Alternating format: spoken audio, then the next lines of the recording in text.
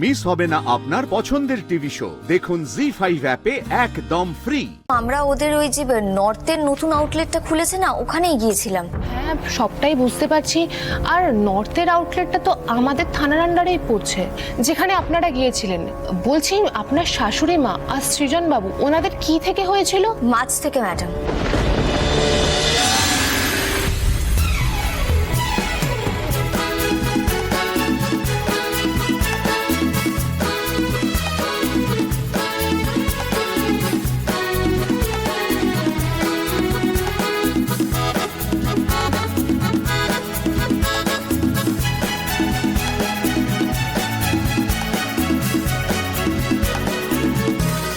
বাবা, খাবারের যা দাম এখানে। মা বলছে এদিকে যে খাবারের যা দাম, কিন্তু খেয়ে যাচ্ছে দেখো।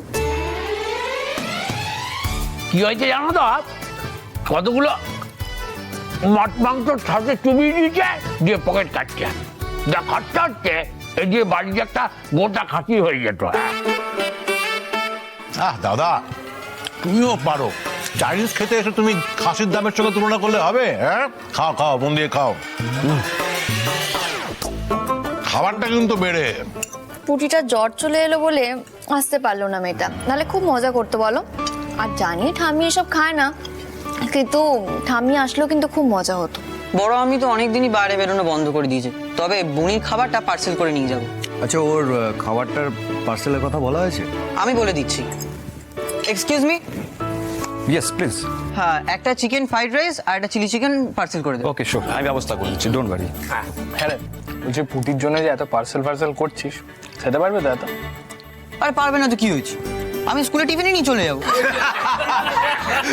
যেটি পুরো মায়ের মতো হয়েছে। দেখেছো কেমন দুষ্টু বুদ্ধি হয়েছে আমার নাতিটা।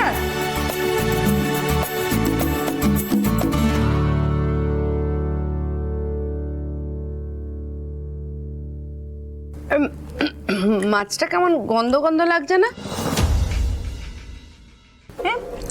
না তো।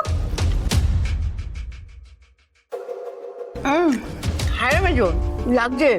কি হয়েছে জেঠি, মাছে গন্ধ লাগছে নাকি? এই তোদের কারণ লাগছে না? না, আমি তো মাছ খাইনি, আমি তো মাংস খাচ্ছি গো। মাংস থাকতে কেউ মাছ খায়? হ্যাঁ, মাছটা তো আমিও খাচ্ছি, একটু গন্ধ লাগছে বটে। দাঁড়া একটু খেয়ে দেখি, দাঁড়া। আরে আরে, কি করছোটা কি? ছাড়ো না, যখন গন্ধ লাগছে আবার খাবার কি আছে? এরকম করে খেলে কিন্তু শরীর খারাপ করবে। আরে বাবা, খাস না। আমিও দেখ খেয়ে আবার ফেলে দিলাম মুখ থেকে বার করে। দাও তো দেখি। ও মেজো, খাস না। দাঁড়াও না, কি গন্ধ আছে বাবা?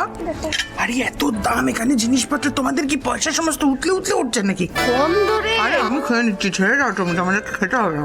কৃষ্ণা, জোর করে কেন খাচ্ছ তুমি? ছেড়ে দাও না।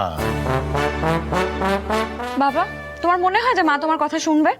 আচ্ছা, আমি বলি কি, এই যে মাছে গন্ধ বেরোচ্ছে, এটা তো ম্যানেজারকে আমাদের জানানো উচিত না?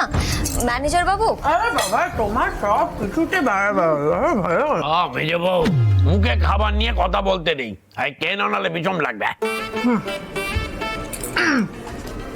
এই যে তুমি সব কিছুতে তোমার বিপ্লব না করলে চলে না, না? হ্যাঁ, আরে বাবা কি হয়েছে? ও বরফের মাছে একটু গন্ধ ঠন্ড থাকে, ঠিক আছে, নষ্ট না। এই রে, এরা তো মাছ নিয়েই কথা বলছে।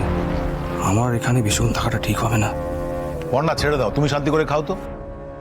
আমি বাবা প্রথম থেকে শেষ অবধি চিকেনই আছে, নো চাপ।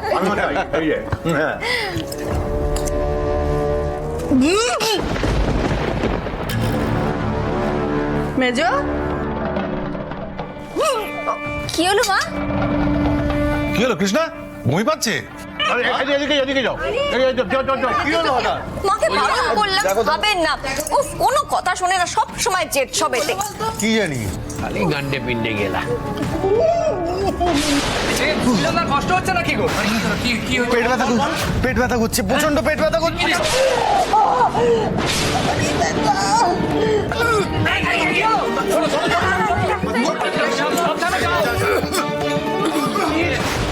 না, আর আমার এখানে থাকাটা ঠিক হবে না। শোনো, আমার একটা এমার্জেন্সি আছে, ঠিক আছে? আমি বেরিয়ে যাচ্ছি, তুমি কিন্তু সবটা দেখে নিও। ওকে? আমি আর পারছি না বাবা, আমি আর পারছি না। আমি বলছিলাম না মাছটা শুনলো না।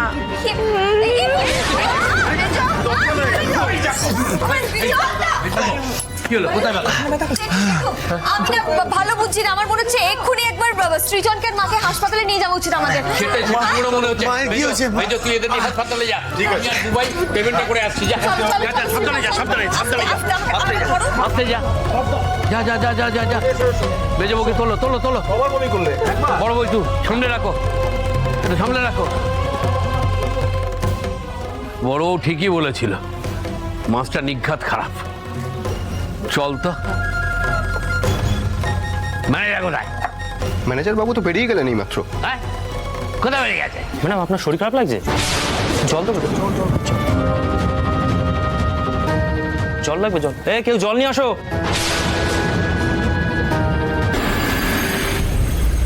মাই গড, আপনারা ওখানে গিয়েছিলেন? হ্যাঁ ম্যাডাম, কেন আপনার কেউ গেছিল নাকি? না না, তা নয়, রেস্টুরেন্টের 4টে আউটলেট থেকে আমাদের কাছে ইতিমধ্যে অনেকগুলো কমপ্লেন জমা পড়েছে। ও আচ্ছা আচ্ছা, আসলে আমার হাজবেন্ড আর আমার শাশুড়ি মা দুজনে খুবই অসুস্থ, ওরা হসপিটালাইজড। আসলে ম্যাডাম, আমরা ওদের ওই যে নর্থের নতুন আউটলেটটা খুলেছে না, ওখানেই গিয়েছিলাম। হ্যাঁ, সবটাই বুঝতে পারছি। আর নর্থের আউটলেটটা তো আমাদের থানার আন্ডারেই পড়ছে, যেখানে আপনারা গিয়েছিলেন। বলছি, আপনার শাশুড়ি মা আর সৃজন বাবু ওনাদের কি থেকে হয়েছিল? মাছ থেকে ম্যাডাম।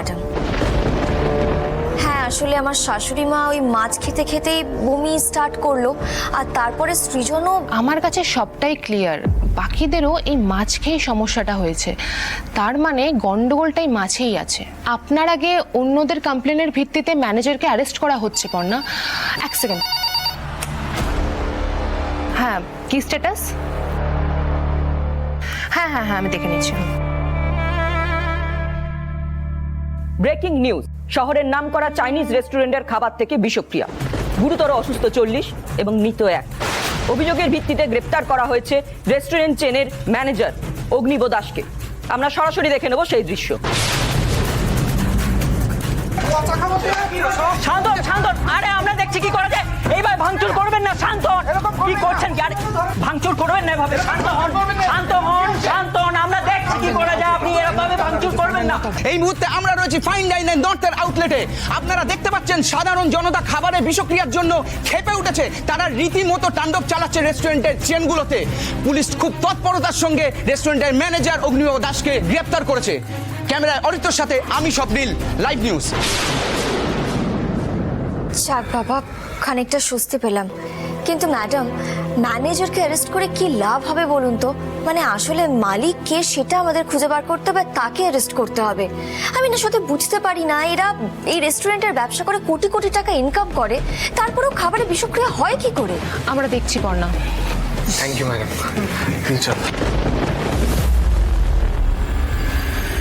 জি5 ডাউনলোড করুন আর সব এপিসোড দেখুন একদম ফ্রি।